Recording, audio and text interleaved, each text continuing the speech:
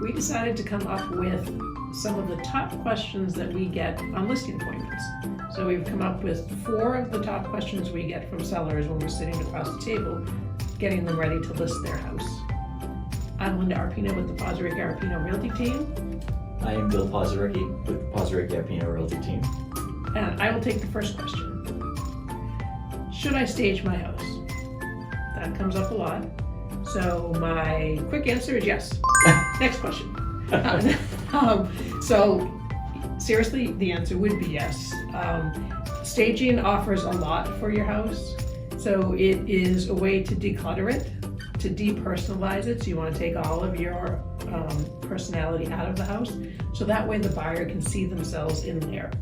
Furniture placement's a big thing because you can start to, someone can see how to flow through your house better. It opens spaces up. It gives spaces scale. So you just have the right amount of furniture and not too much. And that makes a room actually look bigger. And if you have some great features in the house, staging can help you highlight that gas fireplace or that quartz countertop in the kitchen. And on the reverse, if you have some things that you don't want to highlight, you can do some work with staging to kind of bring your eye away from those things.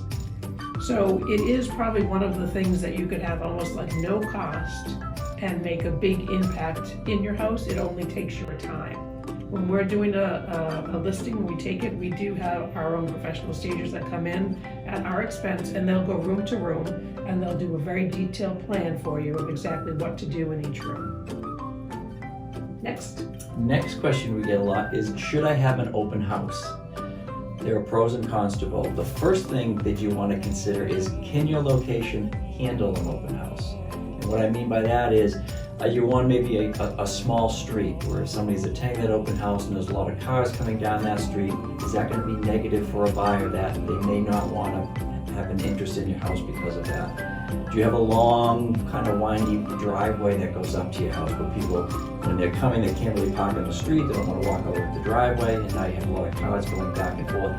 Could that be a potential negative for that particular buyer? My next question is, should I do updating to the house?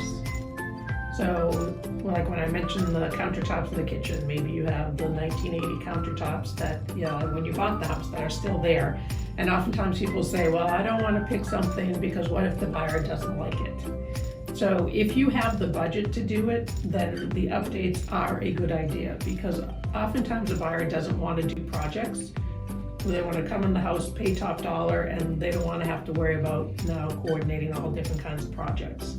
They also cannot see sometimes, if someone isn't creative, most people cannot see past what's there. So it'll be hard for them to envision what that room might look like if it were updated. Now, if you do have budget constraints, which is certainly understandable, or time constraints, then we would look at and say what we kind of call the money rooms, the big rooms that people are interested in, your kitchen, your family room, your master bedroom, and maybe you only focus on those 3 rooms. And finally, if you just don't have the budget to do any updating, that's perfectly fine, and I'll go right back to my staging conversation. And the fourth question that we get a lot is, when should I list my house? And the bottom line answer is, when it's convenient and it works for you in your schedule. There is no more of that heartbeat, so to speak, when it slowed way down in the summer, and then it picked back up, and then it slowed back down in the holidays, especially what we have going on right now in the seller's market. And the technology does not really let the buyers take time off. Once everybody has an app on their phone that they put in their search, and that app goes off, they're going to come to that house. So those are our 4 questions that we came up with that we often get when we're on a listing appointment ourselves. If you have any other questions, feel free to reach out and we are happy to answer them. And don't forget to like our Facebook business page and subscribe to our YouTube channel, and we'll do more of these videos. Thanks for watching.